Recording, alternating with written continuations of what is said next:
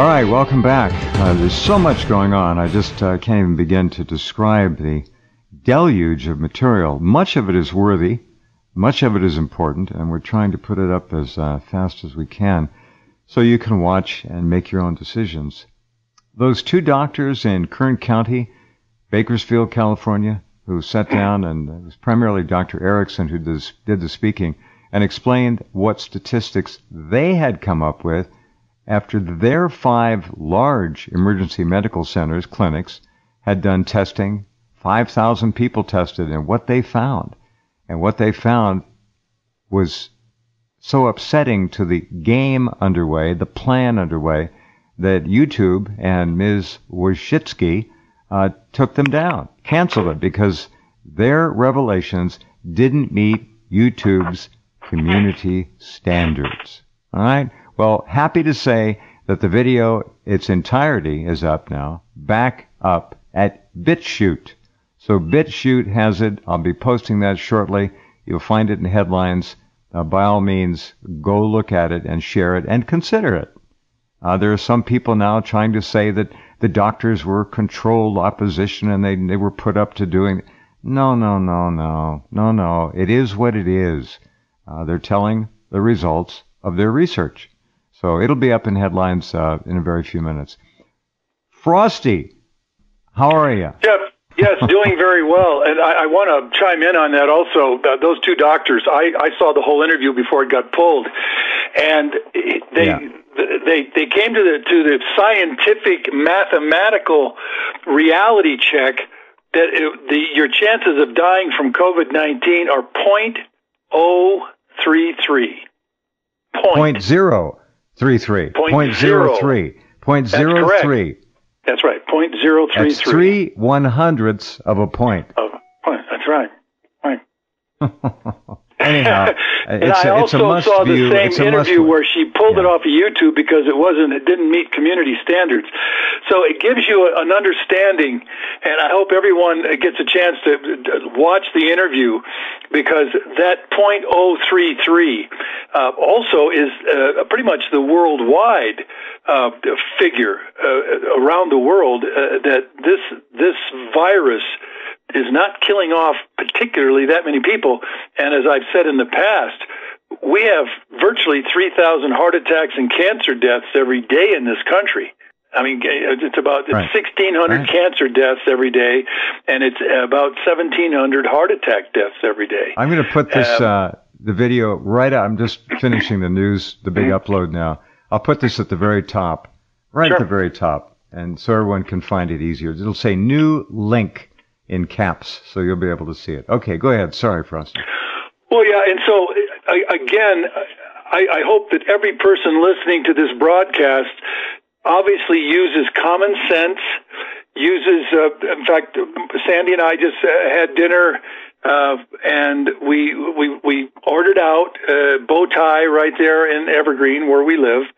Evergreen, Colorado, and it's only takeout these days, and everybody had a mask on, and we were all 10 feet or better apart, and one person at a time goes up to, grab their takeout food, and the businesses are doing quite well, and we all support our community, because the one thing that I am really appreciating is that we're all in this together, and by using common sense and intelligence and certainly the science, we simply can vanquish the spread of this particular virus, and then hopefully in enough time get ourselves back to normal. And what's really nice is some of the latest news is that they're really honing in very quickly on some kind of antibiotics to combat this thing through blood donations of people who have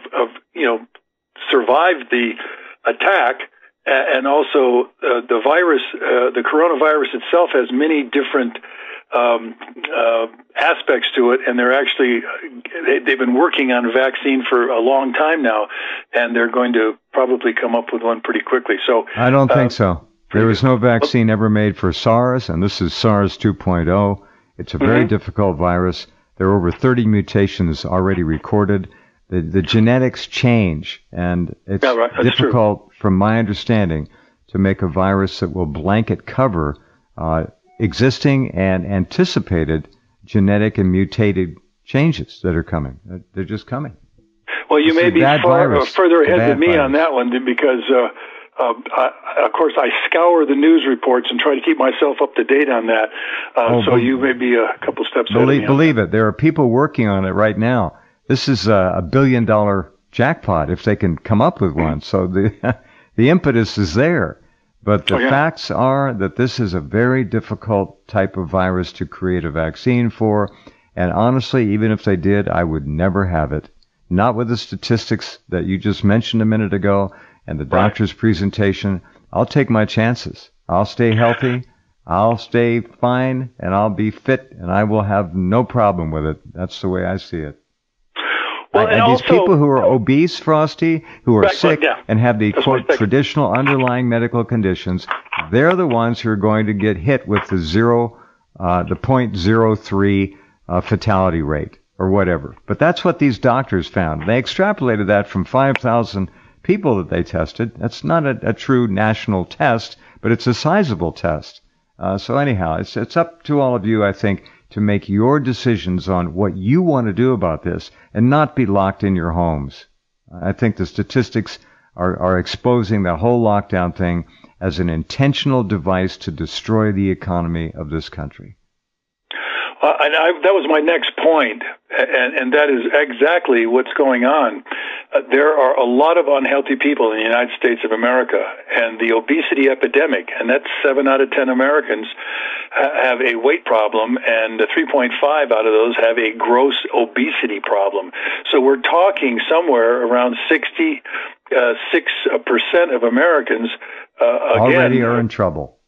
They're already in trouble, and again, when you chose to live a life of junk food, McDonald's, Burger King, Chipotle, or whatever, all the junk food places, you're really going to pay a price with the obesity and the diabetes, and certainly all the other consequences of heart disease, and you name it.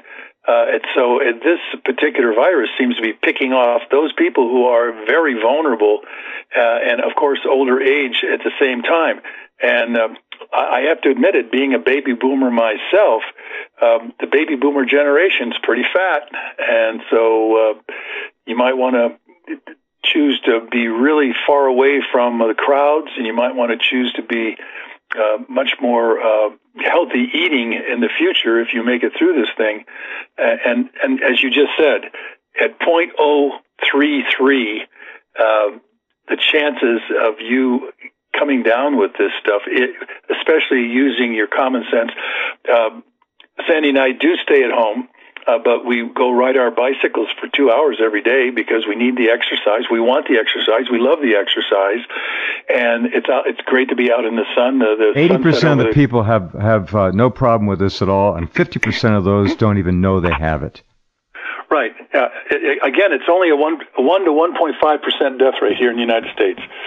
And that 0.033 was out in California, and really the biggest states is where all the density is, and that was in New Jersey and New York City, Connecticut, New Jersey, Massachusetts. Yeah. Look, we won't know the ultimate case fatality rate for a long time.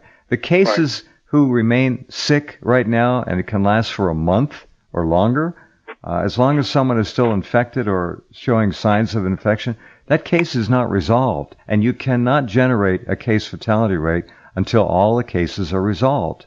You can make a guess, and right now there's a lot of wide range in that guessing, but I feel very confident, especially after looking at these doctors and watching what I watch every day, that if you're healthy, like you are, and Sandy and myself and many of you listening, if you're healthy, you're going to be fine. I just don't see any other alternative. There are exceptions, but there are 45,000 Americans killed in exceptional car crashes every year. At the peak of their lives, they're taken away. That's tragic, but we are not going to see that kind of thing with young, healthy people with this virus. The data is not there to support that. And now everybody who even isn't tested but is suspected of having coronavirus, who dies from something else, cancer, heart disease, whatever.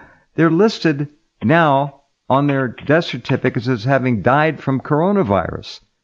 The figures are screwy. They're not accurate. And they're not testing post-mortem either. If somebody dies, oh, he died of coronavirus. Well, how do you know? Well, he couldn't breathe very well, and he had lung problems, whatever. You get the idea. These statistics are not being generated on reality and fact nearly enough. You can't just say again, somebody died with the virus, therefore they died of the virus. It doesn't work that way. That's the really frustrating thing here. And again, we are not getting all the facts from the mainstream media. And there's no question, I have talked to several sources that I'm in contact with, and they are, for financial purposes, calling a heart attack death a COVID-19 death because they get, I guess, more money for it being a COVID-19 death in a hospital. I'm going to have to follow up on that more, but if that is a factor in this situation and the death counts, it shows you...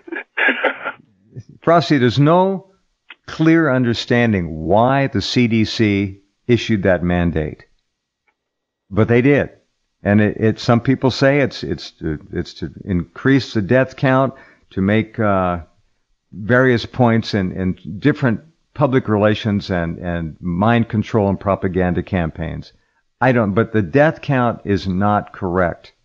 It is what it is because the CDC said that's how you're going to have to count these cases. So the hospitals are doing it. They don't want to run afoul of the CDC, so they're going to do what they're told. But I'm just telling you, if you have or have had the virus and you die, chances are in big cities and hospitals, they're going to put down coronavirus as the cause of death. It's not necessarily true. So there are problems out there. Anyhow, I didn't mean to take up your floor time. Well, there are those are absolutely government. And again, being from the 60s and certainly having survived the Vietnam War and my time in the Army, and also knowing how politics works in the military. Oh, yeah, you would. Of course you would. Sure. Yeah. Oh, I could write a book on that one. General Westmoreland, one of the biggest sons of SOBs that ever walked the face of the planet, lied through his teeth every single day, and then got all these kids killed off. And LBJ right there. He was a mass murderer. You're right. Of our people, not the enemy. Yes, he was. Yeah. Well, he also killed 2.3 million Vietnamese civilians, the whole 9 yards. So I can tell you this, every person listening out there, I have never trusted the U.S. government since 1968. That's when I went into the Army and as an officer. And boy, oh boy, the kinds of subterfuge that go on. And for those of you who have never read the book, it's called War is a Racket by Smedley Butler. He was, I think he was Major General of the U.S. Marines. Yeah. Oh, this guy was out of World War I. This guy was a hero's hero. He absolutely was. He was all military all the way. He was kind of like a Patton. And he wrote a short book. You can get it on Amazon. War is a Racket. And it's the kids that get killed, and it's the military-industrial complex and all of the corporates that make all the money, fly the Lear jets, drive the big cars, and have the big lavish homes, and then a summer beach house or two or three. And you and I, the regular kids out there, get drafted, or in this case, we now join willingly, and we just get our butt shot off, or we get new prosthetic legs or a new prosthetic arm, or we suffer from our brains being squashed and scattered from our time in the military over in those crazy places like Afghanistan and New York, and in Iraq. And so I literally, I don't trust the CDC to give us any, it was, and you can go back to Rense and probably 12, 15 years ago, I started doing reporting on the diseases being brought in by illegal aliens. It was just unbelievable, whether it was Hansen's disease, which is leprosy. When we only had 900 cases in the last 50 years, now we've got over 11,000 cases, and we have, I forget, about 10 clinics on the East Coast because it's jumped up because it came in, and the CDC never said anything. And then the MDR, multiple drug resistant tuberculosis, which kills 2 million people a year around the planet, that's coming in, and that's been coming in, and CDC just sits there and doesn't raise a thumb. And so just let the illegals pour in and let us catch the diseases. And that's why I don't trust the CDC, and I certainly don't trust the federal government. And the only thing is we're so thankful and lucky is that we have a free press that can, if you get too far away from the facts or you're doing too many underhanded things, at some point you're going to make a slip up, and then a stalwart reporter or a writer is going to come after you and expose you. And that's the only reason we're still a standing constitutional republic. Well, standing at the moment, yeah. Standing at the moment, yeah. Mike, last hour, Mike McGill made the point clear that the food chain, the supply line is, I've been reporting this, he really made it clear. We're going to have food shortages and possibly food riots. We've already had food banks with miles and miles of cars lined up waiting to get their boxes of food. The food banks are running out of food now. We know about the meatpacking plants. Trump is going to order the meatpacking plants. These are slaughterhouses. All right, they do it. They're animal slaughterhouses. This is what they are. They call them meat packing and meat processing plants. Trump is going to order the slaughterhouses to stay open. Now, what does that mean? What does that mean? That means they're going to have to be staffed. So with 15 of the meat processing plant, slaughterhouse workers, 15 have already died. Thousands apparently are infected. Then most of them are going to be fine. The ones that died, I don't know the background of them, but he's going to force people to go to work in these plants. Now, most of them are unionized, so he'll lean on the unions, and the unions will have to order their workers to go back to work, maybe giving them an extra $5 an hour for hazard pay. I don't know. But he's ordering these people back into the slaughterhouses. Some of them are going to die. So who's accountable? Where does the buck stop? Not on the desk in the Oval Office. Trump even today said, don't blame me. Not my fault. So there's leadership for you. Anyway. Well, the other thing today was very disturbing is Mike Pence went into a hospital loaded with COVID-19 patients, and he was advised. We've been 40 days into this thing, and you're sitting here. If I go into public, as I walked into a bow tie to get we love Thai food because it's all vegetarian, and so we went into the bow tie. Oh, the restaurant is called Bow Tie? Yeah, B-E-A-U and then T-H-A-I. Yeah, and French for beautiful, beau. I thought it was B-O-W. Right, exactly. That would have been cute, too. B-O-W-T-H-A-I. Right, exactly.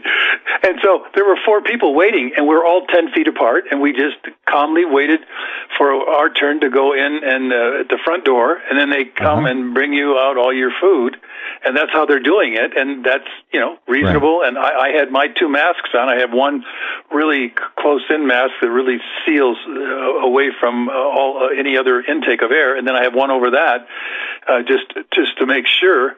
And so here is the man who's one heartbeat away from the president of the United States is walking into this hospital looking at a patient who has COVID-19, and everybody around, there's about 7 or 8 officials around Mike Pence, the vice president of the United States. They all have masks on, and he's sitting there with no mask on. I'm going, what Did you kind see of his intellectual... excuse afterward? I didn't even hear about it. Well, I have no idea. He said, I wanted to make a statement, and I get tested all the time. I know I don't have it. Well, okay, Mike. What? So why expose yourself to getting it? You are in the high-risk group. You're over 65. He's over 65. That's what he said. I get tested all the time. That was his reasoning. I'm not kidding. Boy, you know, you can't make this stuff up. No. You know, I had one doctor friend of mine, because down at my rec center, I've got quite a few doctors here in the Evergreen area, and they come down and work out. In fact, these are doctors that don't smoke, and they're slim and trim, and they're MDs, and also some naturopaths. And one of them last week said, Frosty, you know, or it wasn't last week. It was an email. That's what it was, because we don't get to go to the rec center anymore. But anyway, he just said, with the populations of the world now, just, you know, overwhelming nature, she's going to start fighting back even more than this COVID-19. And he made this comment. He said, this COVID-19 is just a shot over the bow. And I think you and I have Who said this, Frosty? Who said this? This was an MD, and I've worked out with him for 10 years now. He's an excellent man, and that was quite a statement, that this COVID-19, this virus that can rip through and kill as it is, and so forth. He said this particular virus is simply a shot over the bow of humanity. All right, what's the follow-up to that? What's the follow-along? Is he expecting other viruses, mutations? Yeah, other viruses are going. You know, one of the things that I'm going to really recommend to everybody listening tonight, and I'm not a particular fan of Michael Moore's, but he just put out a movie called Planet of Humans. It's an hour and 50 minutes. You can get it on YouTube. It's for free. And what was so startling to watch was the fact that I have personally seen the Amazon jungle being cut to shreds and burned down just to make that 5 cents more on a burger, destroying entire indigenous people in the Amazon. I got to see that firsthand, and that's going on right now.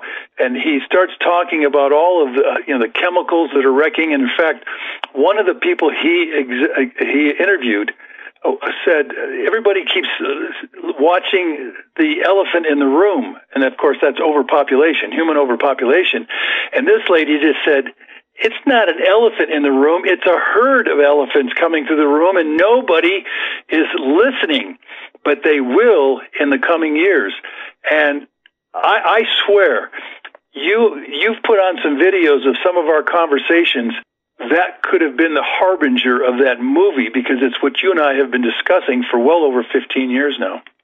It wouldn't surprise me at all if he's heard you many times. We've discussed things that, and I am aware of the film. I haven't seen all of it, but what I've seen, it could be Frosty, but it's Michael Moore. Okay, hold on a minute. We got to take a break. We'll come right back. Hold on. All right.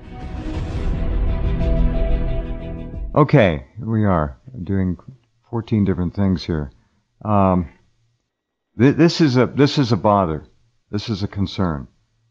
This name calling and trying to blame China. Some would say misdirection. It could escalate into something more than misdirection. I'm not saying we're going to have war with China.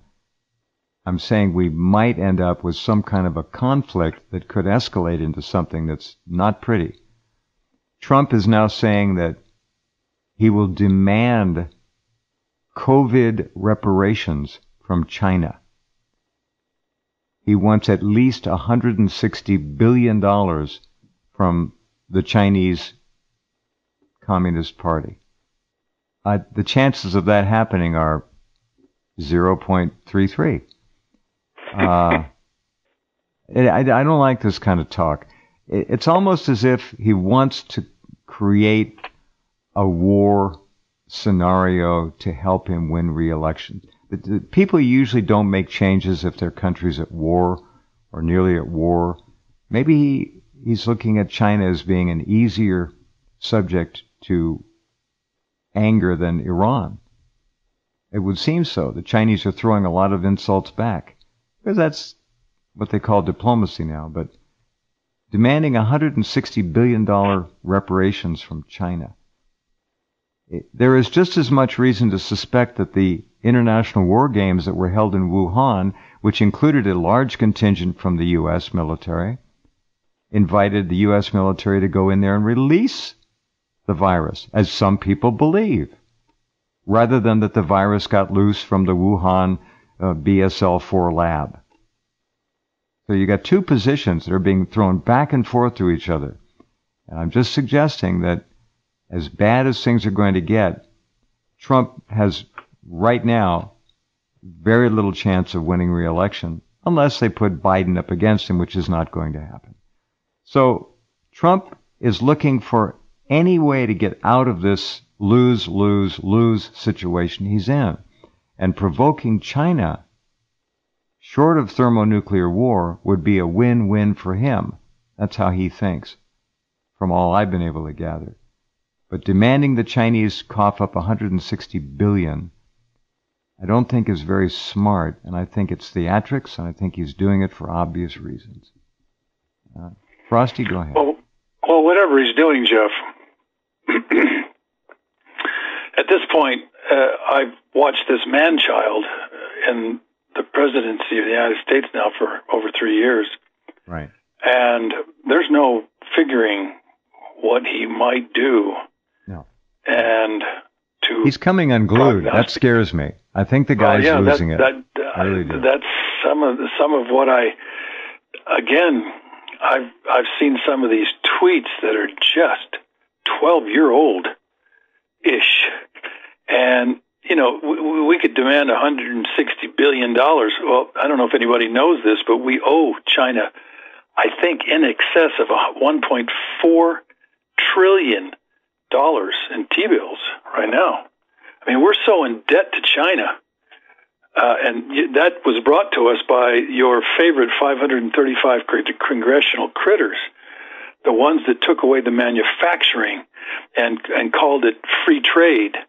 Never thought about fair trade, but free trade. And China, I've traveled all over China. They have a collective IQ, and you can look it up. Just look up Chinese IQ. You can actually look it up and get every country in the world, the IQ, the collective IQ of their people. And they have one of the highest IQs collectively in the world at 105.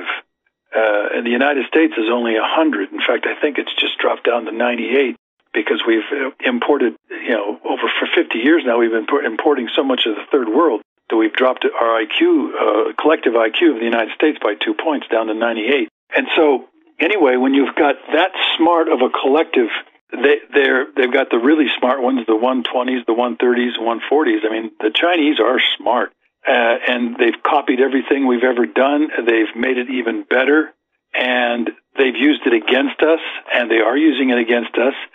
And our own leaders, whether it was Boehner or, Mitch McConnell, you can go right on down the line, all the way back. And Nancy Pelosi, our own leaders have screwed our country out of its manufacturing base, out of its steel, out of its textiles, out of its computers. Everything is made in China. Can you name one? Excuse me, Frosty. Can you name one major company or corporation that has successfully been brought back to the U.S. since Trump took office, as he promised he was going to do? I can't. Well, I can't either. Again, you can go to Home Depot, you can go to Kohl's, you can go to Lowe's, you can go to any and all of the department stores, and everything you put your hands on, 9 out of 10 times, will say made in China. I mean, bicycles, jackets, coats, sweaters, every little doodad. I mean, the Chinese have made up so much, they've invented so much junk, and the American people just buy it up by the trillions of dollars.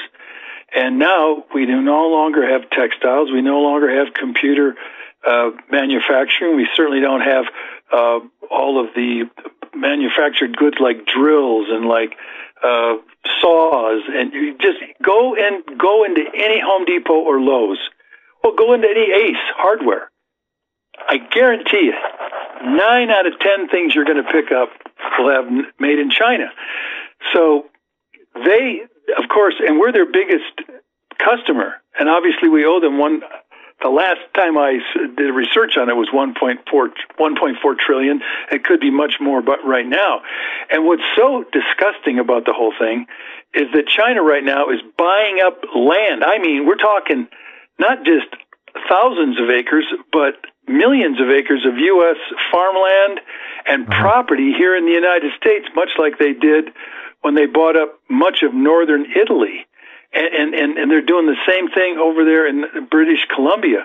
And there's not one single senator, not even Tom Cotton from Arkansas, a guy who I have some respect for because of his authenticity. But nobody's saying, hey, well, maybe we shouldn't be letting these Chinese buy up our land in our country. We should make a law that no foreigners can buy American land, period. And yet that's what's going on. And, how far will they get their tentacles into our governance and our government? Right. I mean, look at what's happening right now with the Muslims. My God, they are moving very quickly and installing de facto Sharia law in Minneapolis, certainly in Detroit, Michigan, Fremont, California, down in Miami. I mean, we have got foreigners coming in this country who have no respect for the U.S. Constitution. They simply are going to continue to use it and for their own on their own behalf, their own betterment, and then their own power. And then once they start eroding that Constitution and then moving it toward their own culture and their own power. In fact, just this last week, I want everyone to hear this. You can look it up. There are so many Muslims in Minneapolis, Minnesota, that they are now broadcasting over the city of Ramadan. They're broadcasting the prayers 5 times a day. I've heard that it's just garbage music, and it tells everybody to butt their heads on the cement. They're forcing it on everyone. They're taking away your right they're forcing it on everyone. Peace and quiet, tranquility. They're forcing it onto Americans, and the government's allowing that. Right, that's exactly right. People of Minnesota are literally going toward a caliphate. And the Quran. And of course, you all know that Ilhan Omar, who can't stand America, who has done everything she can to break every one of our laws, she is in the House of Representatives. She should be deported out of our country because she's broken so many of our immigration laws, married her own brother, for God's sakes. I mean, she's just absolutely a criminal, and she should be deported. And yet she and the rest of the squad, that Tlaib lady, Rashida Tlaib, who's a Palestinian, that's in our House of Representatives, folks. That's what they're doing. And to broadcast the Islamic call to prayer over the city of Minneapolis, which is all Scandinavian, up until now they have 125,000 Somalis, 99% of them on welfare. Oh my God. I absolutely am terrified of the next 10 years when they get another 10 million of them here in this country through chain migration. You mentioned China. I think it's important to, little footnote here, the Chinese have been looting America, stealing from this country its most advanced technology, not simply scientific, military, but also biological, agrarian, you name it. And they do it by sending over students. And the students are almost invariably members of the People's Liberation Army. And they get into the highest ranking colleges and universities, into these very secure departments, which are fed by enormous government funding to develop weapons and weapons systems. The Chinese laugh at America. It's so easy to walk in here and steal, because many of our top government officials are actually, in a de facto sense, complicit in the theft. Look at the Clintons and Bill Clinton's dealings with the Chinese. He gave them so many things. He sold them our five of our most advanced supercomputers simply because the Chinese signed a little one-page document saying that they promised they would never use it for any military applications. So Clinton sold them 5. Look it up. The Loral satellite disaster. Look that up. Just incredible how easy it has been for the Chinese to steal their way to technological parity with this country in many departments. Well, then you can go right on after, Clinton, and then you can go on Obama. It didn't stop. It didn't stop. It's gone on for 40, Obama 50 gave years. away $150 billion to Iran. And you wonder, how are they getting away with this? There should be some stopgaps. There should be some checks and balances. But, oh, my God, when you look back at what Obama did, and then you look back at what Clinton did, and you look at what's going on right now when we're having all of these acreages being bought up by the Chinese, and yet we and certainly all the Canadians. I have Valerie Price is one of my contacts in Canada, and she publishes a lot of my stuff up there too because she wants to warn all the Canadians of what's going on.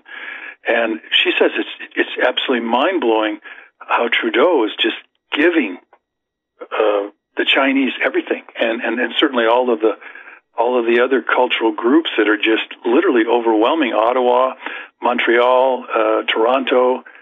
They call them international cities now because they certainly aren't Canadian. They've got so many immigrants from so many third world countries that you cannot tell that it's no longer Canada. It just flat out isn't Canada anymore. Trying to find that clip of Pence. I'm looking at some footage of him walking through the Mayo Clinic here. It's bad. It's bad. It's something well, it's going very, on. it's disconcerting. And again, you all know my Facebook page is Frosty Wooldridge, Wooldridge. And this movie is directed by Jeff Gibbs, and he did a hell of a job. And the executive producer is Michael Moore. But it's an hour and 50 minutes. Again, I am attempting, and I will continue to attempt, to create a national discussion here in America on what kind of a civilization we're going to hand over to our kids. And in this case, what kind of a planet? Because this movie is titled Planet of the Humans. We are the number one species in the world right now. We have control of the world. We can break it apart. We can kill everything on it. We can poison the daylights out of it. We can pollute the biosphere. We can cut down every single tree on the planet right now with tremendous efficiency. And you're going to see the Amazon being burned. And at the end, you're going to see orangutan. A couple of orangutans were left in the burned forest there in the Amazon, which I personally saw myself when I spent a year down there in South America on my bicycle and covered the entire continent. And at the end, they rescued the poor baboon, or there was a orangutan. The poor guy jumped into a river to save his life, but he still inhaled so many fumes. And what you see at the end is kind of a metaphor for what's going to be happening to humanity. Mm-hmm. And nobody wants to talk about this. And yet all of the experts, and just pretend that all of those experts are just like me. What I have been saying for the last almost 20 years now on Rense twice a month, these people are bigger experts than I am. These people are some of the big PhDs out there. Richard Heinberg, and he endorsed my book, America on the Brink, I added 100 million Americans, and he's written 20 books himself. This guy knows what's going on. Then you got Blip. For those of you who haven't read Blip, read Blip by Christopher O. Clugston, because we are headed exactly what this movie is all about, for a complete collapse by 2050. And the reason is that all of our minerals and metals, all of the energy from oil and the fossil fuels absolutely will be exhausted. There's 80 minerals and metals that run our civilizations. They will be completely exhausted by 2050. And he predicts in this book, I got the book right here. Again, he says we're going to collapse because there's no way we can run these civilizations without all of these minerals and metals. And this book, this movie, shows it also. They talk about the resources that are they're pretending that they got plants up there in Michigan that are changed from coal, and now they're burning trees.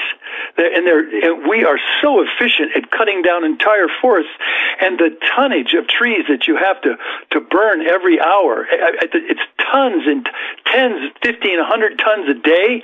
It's unbelievable amount of tons that these logs that go into these big giant fire cylinders to drive the pistons to turn the electricity out, and then they're throwing all the creosote in from all of the logs from all of the railroads, and it's poisoning the air so badly that it's killing all the maple trees because it's so much acid rain. And this movie will really give you a handle on exactly what I've been talking about with Jeff for the last almost 20 years now. We have got to get, Jeff, I don't know how, if anybody can help me, because we have got to get on 60 Minutes. We have got to get on NPR. We have got to see Robert Siegel, and we've got to see Terry Gross, and we've got to educate the American people as to what their children, if you're going to be around here in 2050, I won't be, but you're going to be, if you're going to be here in 2050 or your kids are going to be here, we're talking about a cluster. Right. You know what I'm talking about. And so we need a national discussion now so that we can give our species, give our country, the United States, a chance. And then, of course, they said, well, Trump's going to stop immigration, legal immigration, for 60 days. I say stop it for the next 60 years. We don't need another immigrant. We cannot afford, we will not be able to sustain the projected 100 million more immigrants that are going to be in this country within 30 years. And again, just 10 years from now, when I'll be on this show, 10 years from now, we will have no less than 30 to 35 million more people added to America at this current immigration rate and their birth rates. If you see this movie, Planet of the Humans, educate yourself, just an hour and 50 minutes, you will be as terrified, frightened, sobered as I am, because I've already seen this firsthand with my own eyes. And so I would wish that somehow a broadcast like this brings you to action, stand up, speak out, and let's get a national conversation, Jeff, on what kind of a civilization and what kind of an environment and what kind of a quality of life we're going to hand over to our kids. Because right now, just like I said the last time we were together, this country is like Thelma and Louise. Right, right. And we are headed exactly over that cliff. And Perfect I am analogy. not kidding you. Once you're past the point of no return, you can't get back to the cliff. You're already in the air, and you're headed down. I think we're going to see, Frosty, a lot of things happening in the next relatively few months that will make the next 100 million Americans almost moot. Now, we're going to have to wait and see, but I'm concerned about what's going on here. We may never have that number of people forced into this country, or invaders invade this country. Things are really treacherous out there. Okay, well, let me just leave that as it is. Here's Mike Pence, but your warnings are timeless. They're so important, Frosty, and you've always made that crystal clear. Here's Pence on why he was the only person in the Mayo Clinic who didn't wear a mask. Why didn't the reporter ask him? Well, you'll hear it here. Read it. Why weren't you wearing a mask, sir? You know, in my role as vice president, I'm tested for the coronavirus every day, and literally everyone around me is tested on a regular basis. Every day, Mike? Every single day? Really? That's bull. That's bull. Well, anyway, of course it is. That's total bull. That's going to lead to, you watch, there'll be some stories now. Did Trump and Pence and the other top echelon of the coronavirus task force get some kind of a, I don't want to call it a vaccine, but a preventive? None of them seem to be worried about it. This never more blatant than this. I mean, he gets tested every day. Why would he risk taking something home to his family? It doesn't make sense. Yeah, well, politics, and there's nothing has made sense about politics, and I learned that back in 1968. And so, again, you politicians are a totally different breed of cat. They're somewhere, I don't know where, I haven't known since 1968, but I don't trust a single one of them. And so all I can say is that each of us individually have to take and use our smarts, use our intelligence, use the warnings, obviously appreciate the 0.033 factor, and worldwide it's less than 1%. But we are facing breakdown in the food chain. And if we continue on that particular path, Jeff, we could see food riots that will turn into race riots. That's right. Because then you're going to see the exactly tribes. You're going to see blacks against whites. You're going to see Mexicans against the whites and the blacks.